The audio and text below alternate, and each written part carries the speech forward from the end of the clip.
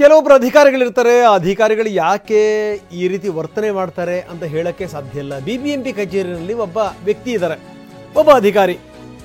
ಮಹಿಳಾ ಸಿಬ್ಬಂದಿಗೆ ಬಾಯಿಗೆ ಬಂದಂಗೆ ಬೈತಾರೆ ಇವರು.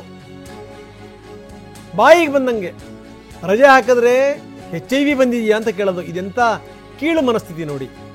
ನಿನ್ನ ಯಾರಾದರೂ ರೇಪ್ ಮಾಡಿ ಬಿಸಾಕಿದ್ರಾ ಅಂತ ಪ್ರಶ್ನೆ ಮಾಡೋದು. ಇದಕ್ಕಿಂತ ದರಿದ್ರ ಮನಸ್ಥಿತಿ ಇನ್ನೊಂದಿದೆಯಾ? ಮಹಿಳಾ ಸಿಬ್ಬಂದಿಗೆ ಈ ರೀತಿ ಮಾತಾಡೋದು ಅವ್ರಿಗೆ ಗೊತ್ತಿಲ್ಲ. ಮೋಸ್ಟ್ಲಿ ಅಧಿಕಾರಿಗೆ ಅವರಿಗೆ ತಿಳುವಳಿಕೆ ಕೊರತೆ ಇದೆ ಅಂತ ಅನಿಸುತ್ತೆ. ಈ ಬೇರೆ ರೀತಿನಲ್ಲಿ ನೋಡಿದ್ರೂ ಕೂಡ ಒಳಗಡೆ ಹಾಕಬೇಕು, ಹಂಗಿದೆ ಕಾನೂನು ನೋಡಿ.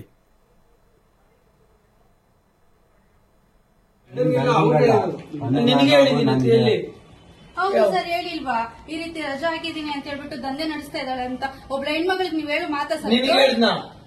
ಹೇಳಿದೀರಾ ಸರ್ ನೀವು? ನಾನು ಯಾರಿಗೆ ಹೇಳಿದ್ರು ಅವ್ರನ್ನ ಕರ್ಕೊಂಡ್ಬೇಕು. ಫೋಟೋ ಮಾಡೋದು ಮಾಡಬೇಡ.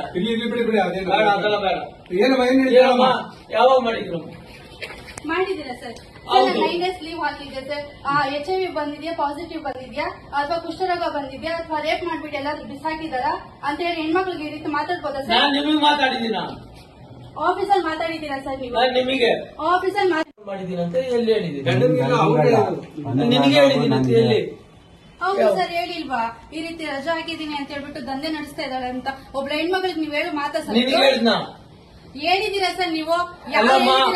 ಅವ್ರನ್ನ ಕರ್ಕೊಂಡ್ಬನ್ನಿ. ನಾನು ಯಾರಿಗೆ ಹೇಳಿದ್ರು ಅವ್ರನ್ನ ಕರ್ಕೊಂಡ್ಬೇಕು. ವಿಡಿಯೋ ಮಾಡೋದು ಫೋಟೋ ಮಾಡೋದು ಮಾಡಬೇಡ. ಅದೆಲ್ಲ ಬೇಡ. ಯಾವಾಗ ಮಾಡಿದ್ರು? ಮಾಡಿದೀರಾ ಸರ್? ಲೀವ್ ಹಾಕಿದ್ದೆ ಸರ್. HIV ಬಂದಿದ್ಯಾ, ಪಾಸಿಟಿವ್. ಇಲ್ಲಿ ಅಧಿಕಾರಿ ಮಾತಾಡುವಂಥ ಸಂಗತಿಗಳಿದೆಯಲ್ಲ, ಅದನ್ನು ನೋಡಬೇಕು. ನಾನು ನಿನಗೆ ಹೇಳಿದ್ದೀನಾ ಅಂತ ಅಂದ್ರೆ ನಿನಗೆ ಹೇಳಿಲ್ಲ, ಬೇರೆಯವ್ರಿಗೆ ಹೇಳಿದ್ದೀನಿ ಅನ್ನುವಂಥದ್ದು ಏನಾದರೂ ಇರಬಹುದಾ? ನಾನು ನಿಮಗೆ ಮಾತಾಡಿದ್ದೀನಾ ಅಂತ ಪದೇ ಪದೇ ಹೇಳ್ತಾರೆ ಅವರು.